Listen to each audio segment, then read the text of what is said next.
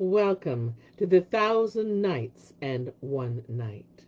Now, when it was the 232nd night, she said, "It hath reached me, O auspicious king, that when Bahadur, the master of the horse and the owner of the house, came to the door of the saloon and found it open, he entered slowly and softly, and looking in with head advanced and outstretched neck, saw Amjad and the girl sitting down before the dish of fruit and the wine jar, and in front of them.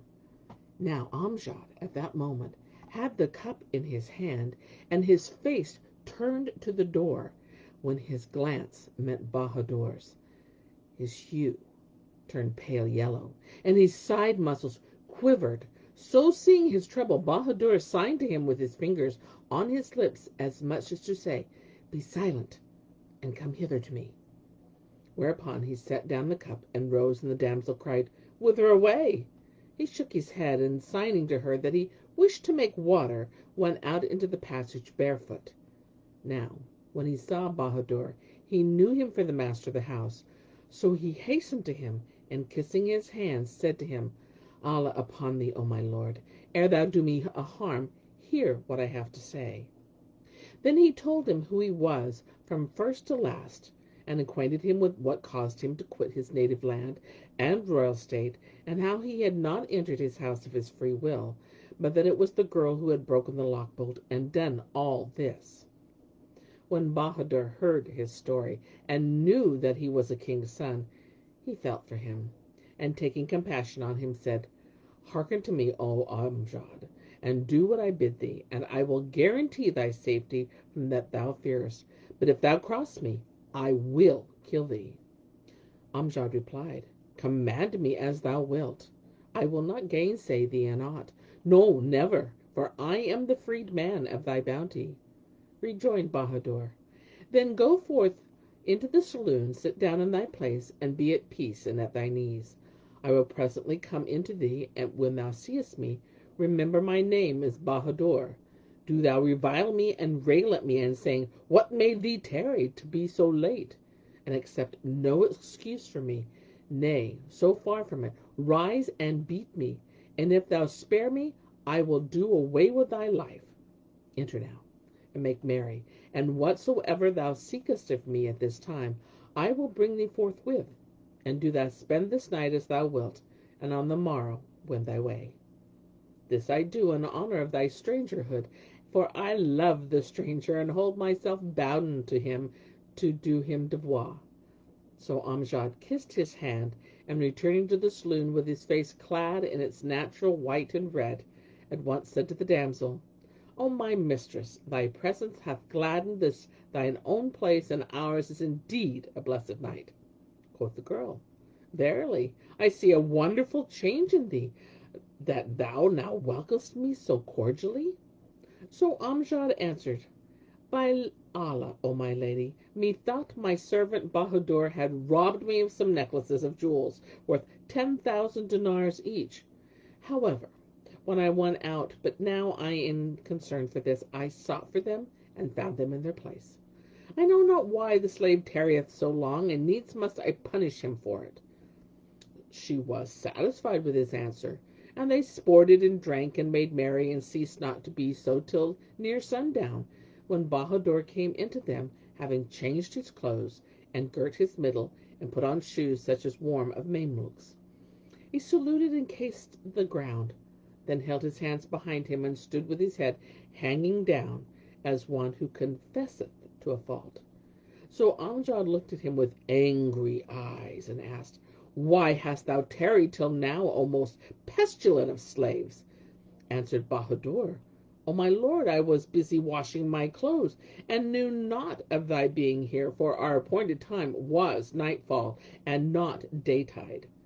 But Amjad cried out at him, saying, "Thou liest, O vilest of slaves!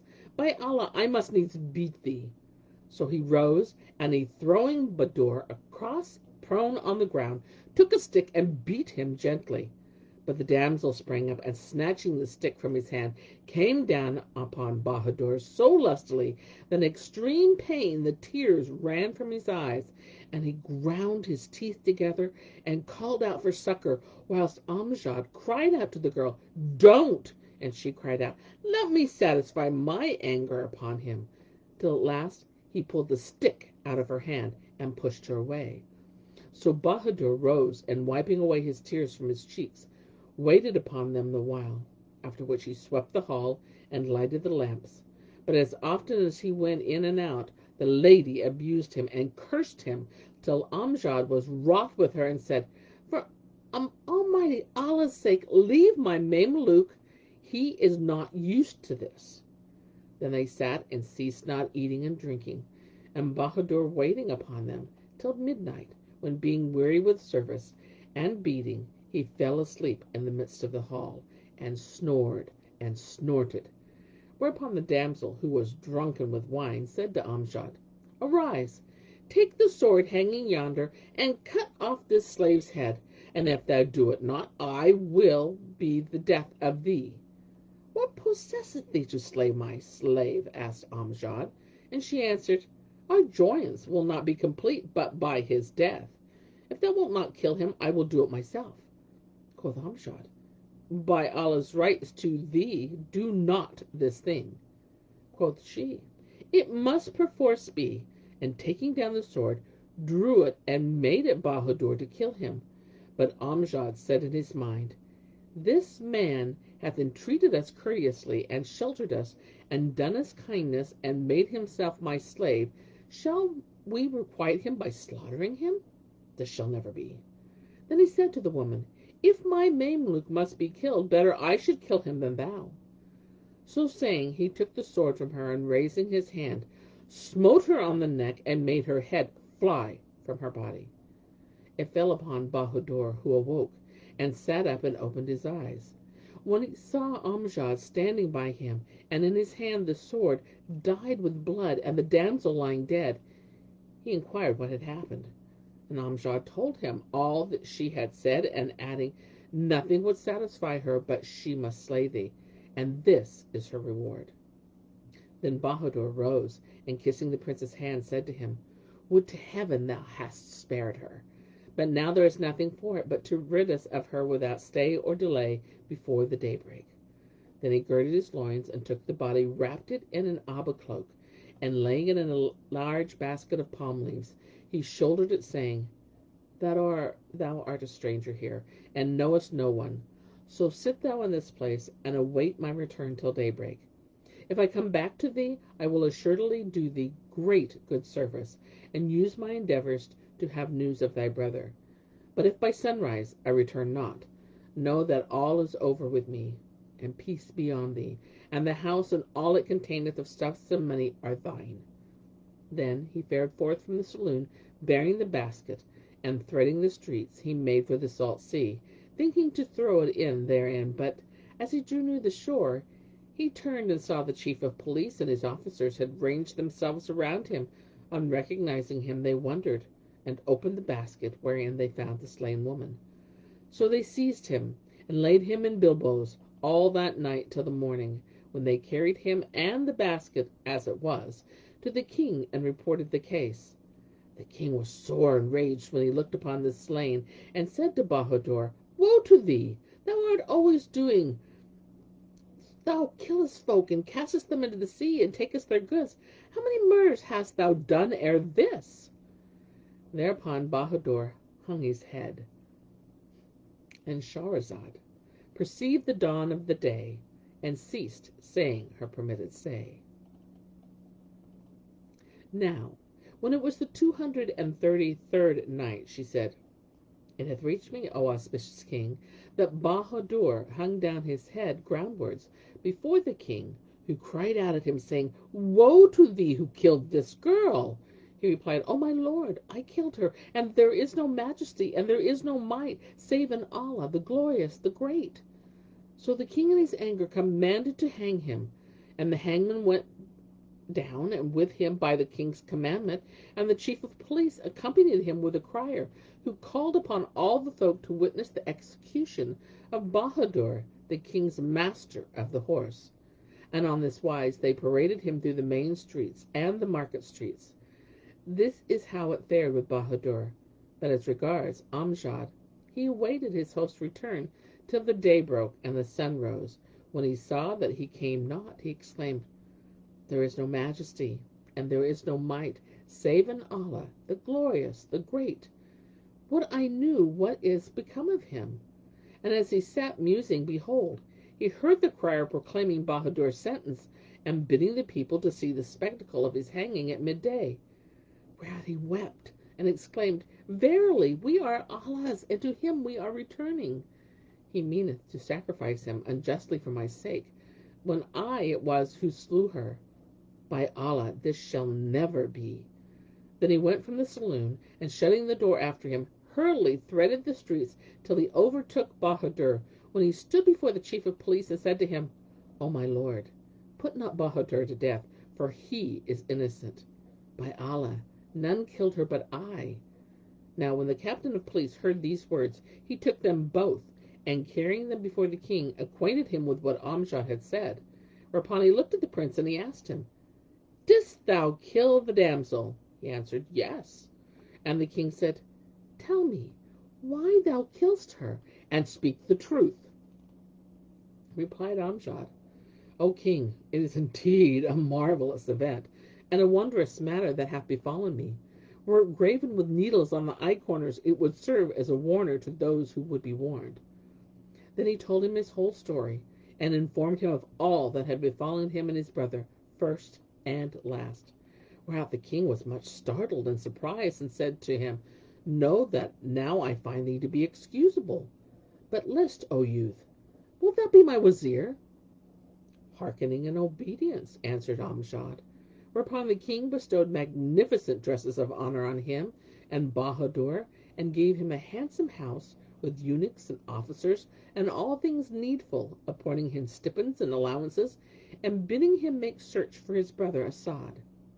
So Amjad sat down in the seat of the Wazirate, and governed and did justice, and invested and deposed, and took and gave. Moreover, he sent out a crier to cry his brother throughout the city, and for many days made proclamation in the main streets and market streets, but heard no case of Asad, nor happened on any trace of him. Such was his case.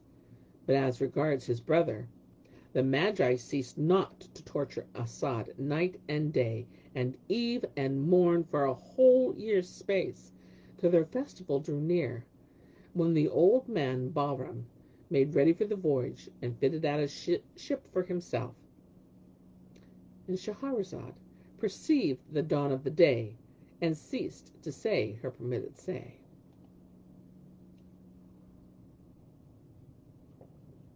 Now, when it was the 234th night, she said, "It hath reached me, O auspicious king, that Bahram the Magian had fitted out a ship for a voyage, took Asad, and put him in a chest, which he locked, and had it transported on board. Now it so came to pass that at the very time of shipping it, Amjad was standing to divert himself by looking upon the sea. And when he saw the men carrying the gear and shipping it, his heart throbbed, and he called to his pages to bring him his beast. Then mounting with a company of his officers, he rowed down to the seaside, and halted before the Magian's ship, which he commanded his men to board and search.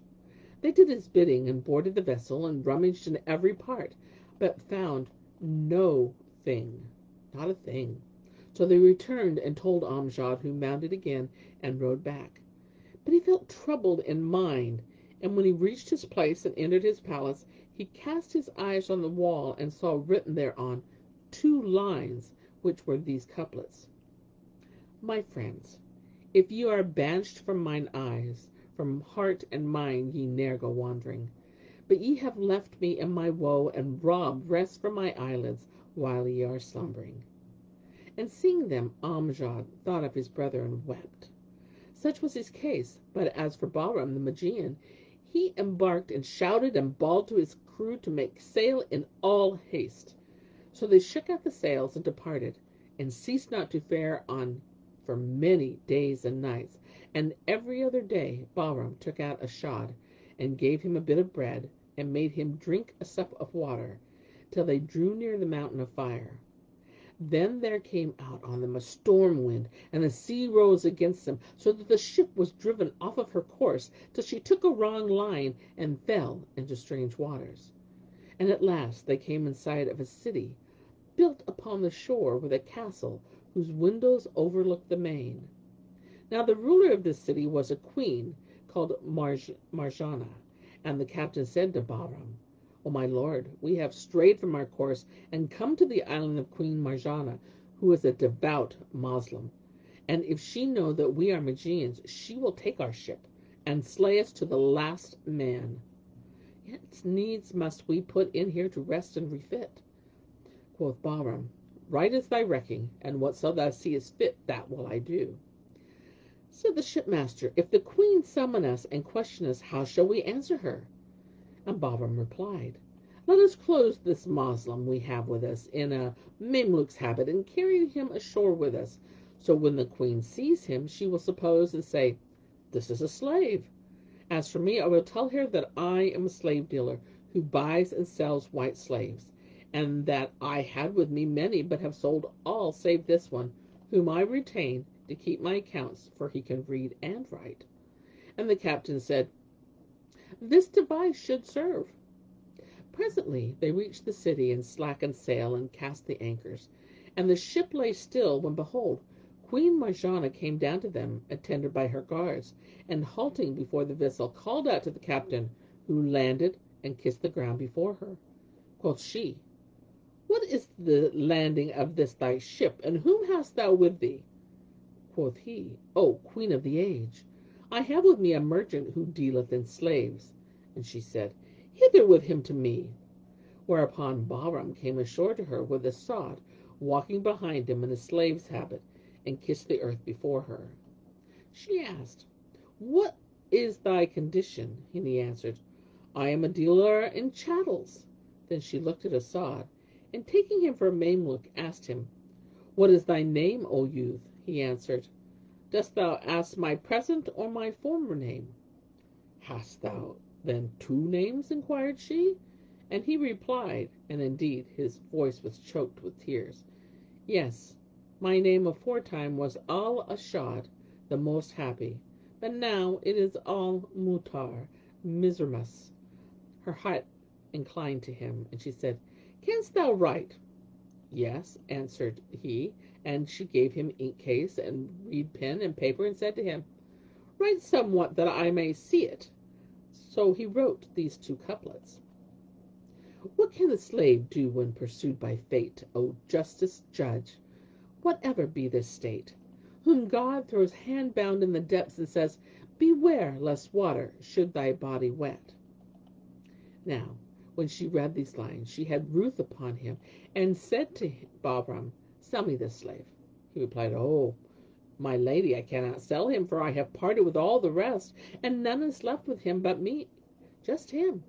Quoth the queen, "I must needs have him of thee, either by sale or by gift." But quoth Bahram, "I will neither sell him nor give him."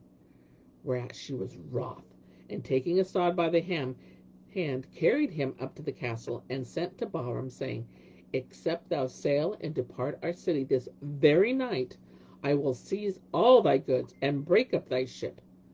Now when the message reached the Magian, he grieved with sore grief, and cried, "Verily this voyage is on no wise to be commended."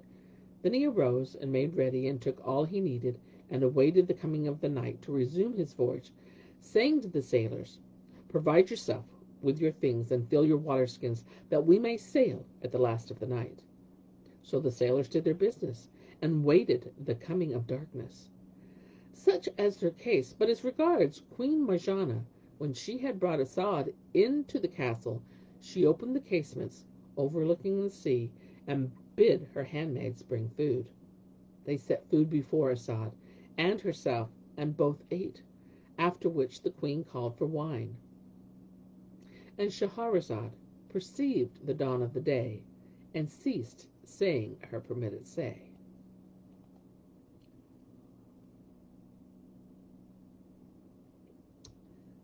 Now, when it was the 235th night, she said, It hath reached me, O auspicious king, that when Queen Marjanah bade her handmaids bring wine, and they set it before her, she fell to drink with As'ad. Now Allah be he extolled and exalted, filled her heart with love for the prince, and she kept filling his cup and handing it to him till his reason fled. And presently he rose and left the hall to satisfy a call of nature. As he passed out of the saloon, he saw an open door, through which he went and walked on till his walk brought him to a vast garden, full of all manner of fruits and flowers, and sitting down under a tree, he did his occasion. Then he rose and went up to a jetting fountain in the garden, and made the lesser ablution, and washed his hands and face, after which he would have risen to go away, but the air smote him, and he fell back with his clothes undone, and slept. And the night overcame him thus. So far concerning him. But as concerns Bahram, the night being come, he cried out to his crew, saying, Set sail and let us away. And they answered, We hear and obey, but wait till we fill our water skins, and then we will sail. So they landed with their water skins, and went round about the castle, and found nothing but garden walls. Whereupon they climbed over into the garden, and followed the track of feet, which led them to the fountain, and there they found As'ad lying on his back. They knew him, and were glad to find him, and after filling their water skins, they bore him off, and climbed the wall again with him, and carried him back in haste to Bahram, to whom they said, Hear the good tidings of thy winning thy wish, and gladden thy heart, and beat thy drums, and sound thy pipes for thy prisoner, whom Queen Marjanah took from thee by force, we have found and brought back to thee. And they threw As'ad down before him. When Bahram saw him, his heart leapt for joy, and his breast swelled with gladness. Then he bestowed largesse on the sailors, and bade them set sail in haste. So they sailed forthright, intending to make the mountain of fire, and stayed not their course till the morning. This is how it fared with them. But as regards Queen Marjanah, she abode a while after As'ad went down from her, waiting his return in vain, for he came not. Thereupon she rose and sought him, yet found no trace of him. Then she bade her women light flambeaux, and look for him, whilst she went forth in person, and seeing the garden door open, knew that he had gone thither. So he went out into the garden, and finding his sandals lying by the fountain, searched the place in every part, but came upon no sign of him. And yet she gave not over the search till morning. Then she inquired for the ship, and they told her, The vessel set sail in the first watch of the night. Wherefore she knew that they had taken As'ad with them, and this was grievous to her, and she was sore angered. She bade equip 10 great ships forthwith, and making ready for fight, embarked in one of the 10 with her mamelukes and slave women and men at arms, all splendidly accoutred and weaponed for war. They spread the sails, and she said to the captains, If you overtake the Magian's ship, you shall have of me dresses of honor and largesse of money, but if you fail so to do, I will slay you to the last man. Whereat fear and great hope animated the crews, and they sailed all that day, and the night, and the second day, and the third, till on the fourth they sighted the ship of Bahram the Magian. And before evening fell, the queen's squadron had surrounded it on all sides, just as Bahram had taken As'ad forth of the chest, and was beating and torturing him, whilst the prince cried out for help and deliverance, but found neither help nor deliverer, and the grievous bastinado sorely tormented him. Now while so occupied, Bahram chanced to look up, and seeing himself encompassed by the queen's ships, as the white of the eye encompassed the black, he gave himself up for lost, and groaned, and said, Woe to thee, O As'ad! This is all out of thy head. Then taking him by the hand, he bade his men throw him overboard, and cried, By Allah, I will slay thee before I die myself. So They carried him along by the hands and feet and cast him into the sea, and he sank. But Allah, be he extolled and exalted, willed that his life be saved, and that his doom be deferred. So he caused him to sink and rise again, and he struck out with his hands and feet till the Almighty gave him relief and sent him deliverance. And the waves bore him far from the Magian's ship and threw him ashore. He landed, scarce crediting his escape, and once more on land he doffed his clothes and wrung them and spread them out to dry, whilst he sat naked and weeping over his condition, in bewailing his calamities and mortal dangers and captivity and strangerhood. And presently he repeated these two couplets: Allah, my patience fails, I have no ward. My breast is straitened and clean cut my cord. To whom shall wretched slave of case complain, save to his Lord? O thou of lords, the Lord. Then having ended his verse, he rose and donned his clothes, but he knew not whither to go or whence to come. So he fed on the herbs of the earth and the fruits of the tree, and he drank of the streams and fared on night and day till he came in sight of a city. Whereupon he rejoiced and hastened his pace. But when he reached it, and Shahrazad perceived the dawn of the day, and ceased to say her permitted say. And so do I cease my tale for the day, until it be morrow.